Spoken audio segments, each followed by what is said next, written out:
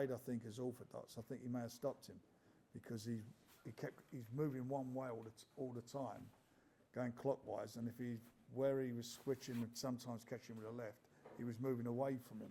Whereas moving that way with the right hand, I think he would have, I do generally believe he would have stopped him.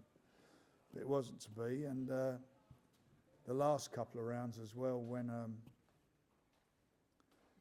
he came back into it a bit, Wallin, didn't he? He came back into it, and he gritted his teeth, and again, and he was talking in there, he said there's a couple of moments in the fight where he didn't feel he had anything left, but he found it and done what he had to do.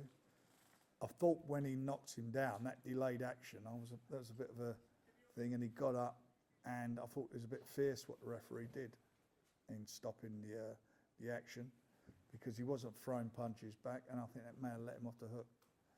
But anyway, that happened, and he showed, as he always does, Derek, he fights to the last 10 seconds, knocked him over again, and that was it. So it was an amazing performance from a 41-year-old guy who I've had my ups and downs with, and it's 18 years now, 18 years since he had his first fight. It was in February 2007, and it's been an amazing journey for him. And tonight, the fans, I mean, no matter what anyone's view is of Derek, the fans love him, and they loved him tonight, and they got behind him, and I think they showed a lot of appreciation for what he does, because every time he fights, he gets out of that ring and he has nothing left. He gives everything in the ring, and I think they know that and appreciate that.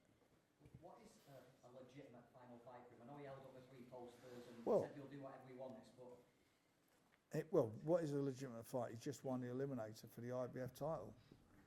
So, on a 50th fight, what do you want to do? Do you want to fight for a title? Or what? I don't know. Do you want to go where the money is? That's his choice. Look, boxing's a dangerous business for any fighter, especially when you get to his age. And, it might upset him. I hope he doesn't, when he gets to 50 fights, say I want a 51st and 52nd, because I think, this stuff does catch up with you. There's no doubt about that. And I just want him to, he's achieved his dream of having 50 fights, and that's it. But what the fight's going to be at this stage, I couldn't tell you.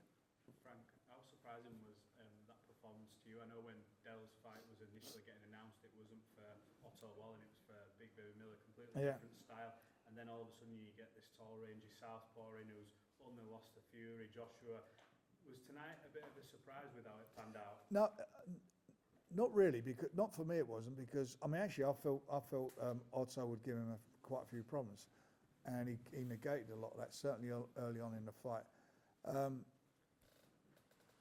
Derek will always have fights like this now because he's got older, and that's why he fights. He's got skills. When you look at him, the way he rolls in, he comes in low, he tucks himself up, and he doesn't get caught that much. He's obviously the amount of fights and the ages. If he doesn't know now, he's never going to know, is he? What he has to do. But I thought he done well. And as I say, you've got to remember where he's coming from and his age. It's just amazing. Boxing is not an old man's game. It is it's for younger fighters. But I've got to take my hat off to him. I told him a couple of years ago to retire, and said publicly he should retire.